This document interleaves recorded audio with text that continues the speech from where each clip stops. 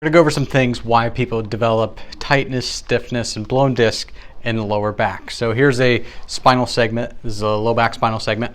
Now when somebody bends to the left or bends to the right, what should happen is that these joints should go down and then these ones should open up, okay? Vice versa the other side, or going front to back, these joints open up back here and then they close down back here, and that gives us normal spinal motion. But what happens is because of injuries or bad posture, what can happen is these joints get stuck, and then when they get stuck, they don't move properly, okay? And when they don't move properly, what happens is the disc doesn't get the healing nutrients that it should, because the low back receives most of its nutrients from movement of the spine. If it doesn't get that movement, then what happens is this will start to degenerate or deteriorate. This is known as degenerative disc disease, which is very common, although not normal amongst people as they age. Okay, so we're going to take a look at a patient. What we've done is we've taken an x-ray, bending to the side, bending to the side, and then bending forward and bending backwards to see how their spinal mobility is. All right, so these are x-rays of a patient with not debilitating low back pain, but definitely a high degree of lower back pain. And what we're going to do is we're going to do a motion segment analysis. So we're going to see which of these vertebrae are moving and which ones aren't moving, because then we're going to custom tailor our adjustments. That way we get the best results possible for this patient.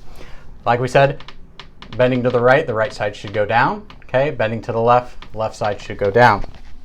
So we've taken an x-ray and I've outlined using a transparency where the vertebrae are, so we trace them. Now we're going to have the patient bend to the right. So this is the right hip, this is the left hip. Okay, so they're bending to the right. Wherever there is proper motion, what you'll see is you'll see the white of the vertebrae stick out outside of the tracing. So we know that L4 doesn't move. L3 moves slightly.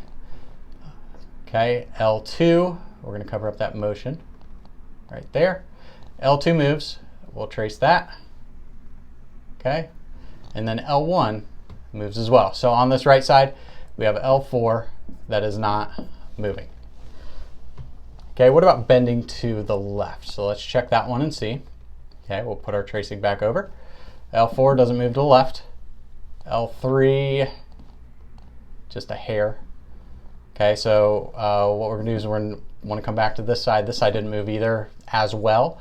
So we're gonna do motion to those vertebrae and adjustments to that vertebrae. L2 moves, and then we'll cover up that motion. L1 moves pretty well there. Okay, so out of this patient moving the bending to the left and to the right, problem area at L4, so we're going to want to get the motion back in there using adjustments and other procedures inside the office, and then we're also going to do some adjusting to that L3 segment and get that moving more properly.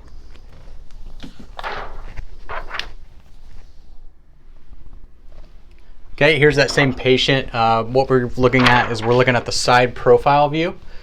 And so what we've done here is we've taken an x-ray like this and like this. So the patient bends forward, bends backward, and we're going to see which segments are stuck in this direction.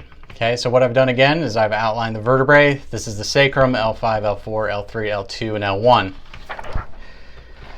This is the patient bending forward. So we're going to trace here again. Okay, so L5, not moving.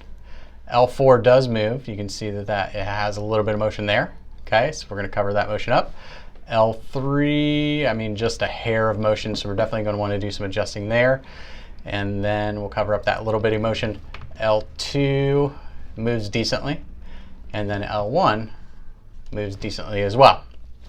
Okay, so out of these two segments, we got the L3 and the L5. It doesn't move when the patient bends forward. Now this is when the patient bends backwards. Okay, so what we see here is the L5 moves just a hair. Okay, L4 moves well, so we'll take off that motion. L3 moves well, good. L2, no motion there, and then L1 moves slightly. Okay, so we've got a lot to do with as a patient in certain directions. So what we're going to use is we're going to use some, it's called flexion distraction technique, as well as some drop table work, manual adjusting, and then do some exercises with them. Now, why I like this is basically we take out all the guesswork, get patients fastest results possible, get them moving again. That is going to be one happy, healthy spine after we get done with treatment.